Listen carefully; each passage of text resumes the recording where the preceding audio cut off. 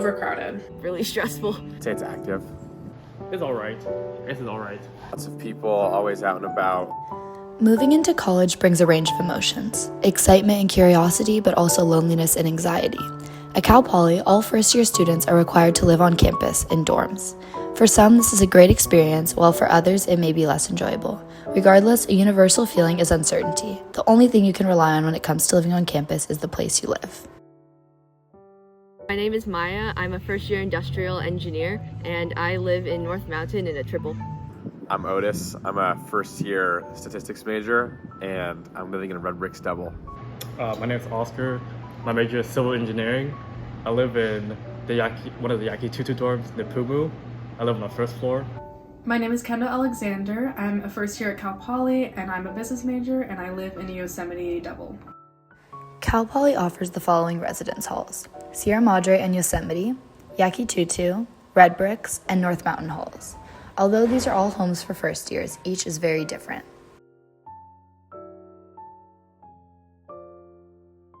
There's like a lot of talk about how like North Mountain is like one of the worst dorms, like you don't really want to live here. Our dorm is definitely a little worse just because it is the furthest dorm from the classes and I hate walking.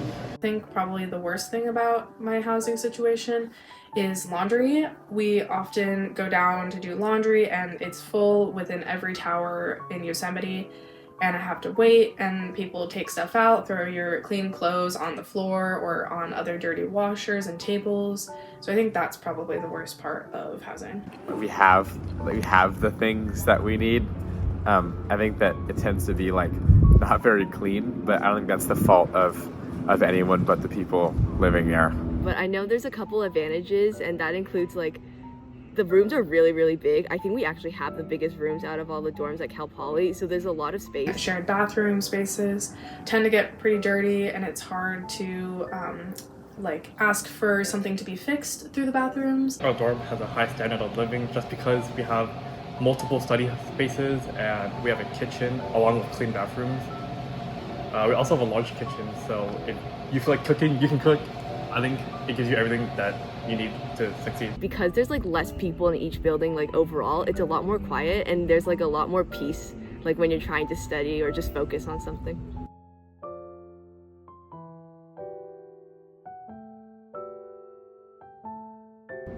We have one gigantic spinner whiteboard, so like you can like grab the top of it and it'll spin. There's two sides to it, but not much people use that. Our study spaces, I would say, can tend to get pretty crowded pretty quickly, and there's not a lot of room for students to sit and very few whiteboards and chalkboards to use. So the way North Mountain is set up is actually different from, I think, every other dorm at Cal Poly. There's 3 rooms, they share a bathroom, and then they also share a 4th room, which is like, it's not an actual resident room, it's actually a common room. They get to share 2 whiteboards, and I think that actually is a really big benefit, because I know at some of the other dorms, it's like, oh, you're fighting with a lot of people in your building to even just get one like whiteboard because like it's in a common room.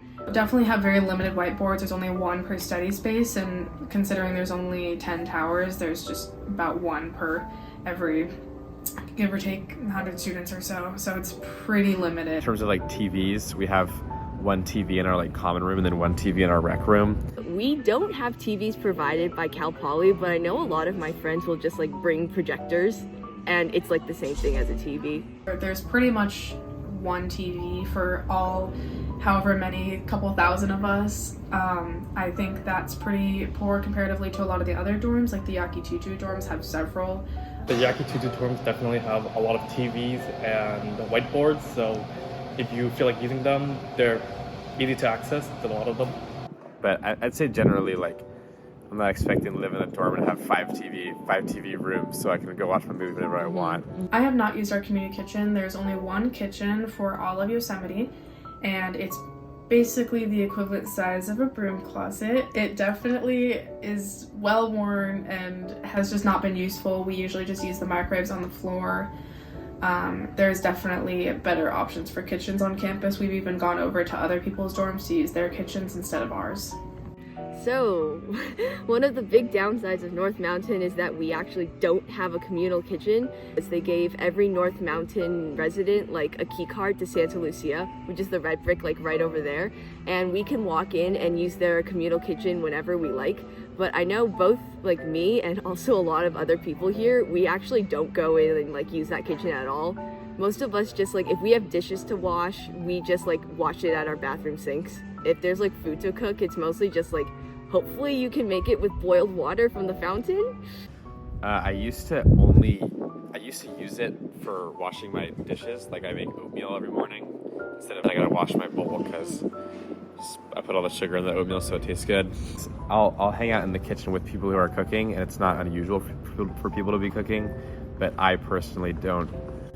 I think I've used the stove once. I do not use the community kitchen because I am really bad at cooking, but next year I will start using the community kitchen more just because I don't have any of the student money to buy food with.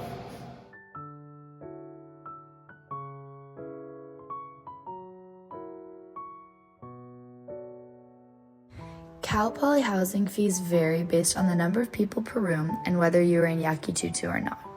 In a residence hall double, the annual fee is around $11,000, and for a residence hall triple, the annual cost is about $10,300. For a Yakitutu double, the annual fee is around $12,200, and a quintuple is around $10,300.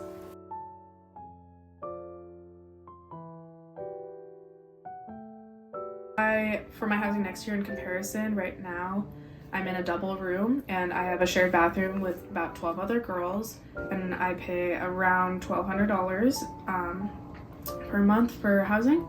And my housing next year, I have my own room, I have a bathroom shared with one other person, a full kitchen, and a full living space, still only shared with one other person for around the same price. All the buildings, or at least all the triples, are charged at the same rate for all housing. But the thing is that, the thing I don't really like is if we don't have a kitchen or like a common game room here at like North Mountain, where it's like, oh, Cal Poly might need to pay someone to like clean and take care of, and that's why we like put the tuition in. I feel like North Mountain should be charged a little bit less than like everyone else, because I think there's just less stuff overall to clean. I think it's pretty dang expensive. Like I'm living for just I don't really know how much. I think I'm paying like $1,250 of just the fact that they have 250 of us packed into this building. That my house next year is going to be like, that property would be 4 or 5 of that property would be the size of Muir, and there's 250 people in there, and they're still charging us $400 a month. And I'm in a double. I'm not living in my own room next year, which is like just way nicer.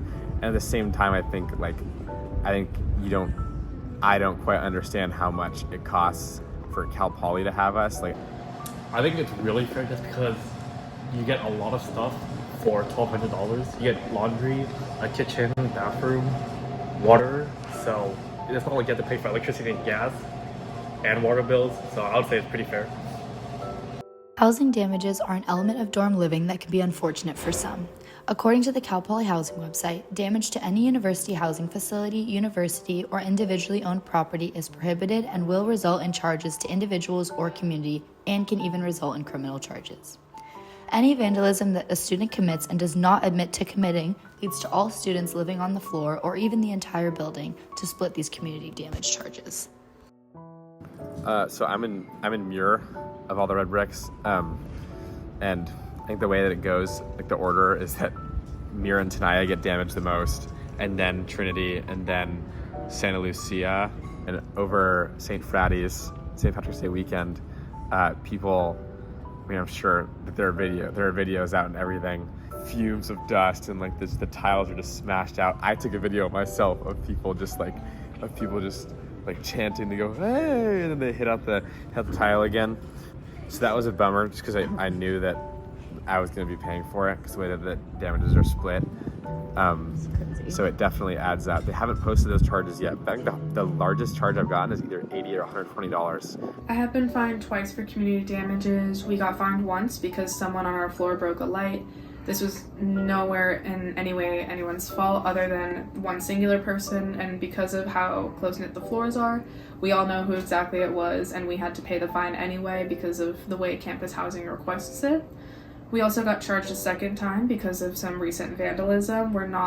It's currently tentative how much it's going to be for the vandalism, but again, really frustrating due to like it being pretty much just one or a few people who have been committing vandalism around campus. So, or at least in my building that I've heard of, we have not had one communal like damage fee this entire year.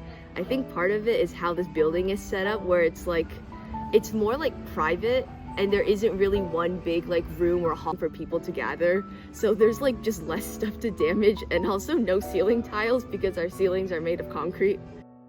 Although this documentary is centered around first-year housing, the issue of housing costs also applies more broadly to other years. Cal Poly requires some colleges as well as athletes to live on campus for their second year in either Poly Canyon Village or Cerro Vista apartments. For the academic year, a double bedroom can cost about $13,300, and a single bedroom can cost up to $14,900. Other students who are not guaranteed second-year housing must begin their search as early as the first quarter of their first year, and even then, housing prices are still extremely high. Therefore, the housing issue does not end after freshman year. As we've explored the differences in living conditions, amenities, and fees of first-year dorms, the overarching question remains, is Cal Poly housing worth the cost? Ultimately, through our extensive research and student interviews, we can conclude that in regards to the older residence halls, Cal Poly housing is not worth the cost. The central problem we discovered is the inequity between the dorms while the pricing remains nearly equal. In order to solve this issue, we believe that there either needs to be significant improvements to the older residence halls, including increased implementation of updated resources and facilities, or significant decrease in their pricing compared to the new Yakitutu dorms. In order to make change, we encourage students to create and sign petitions, contact administration, and spread awareness about this issue on campus. We all deserve equal access to adequate, fairly priced housing. Thank you so much for listening. We hope you enjoyed.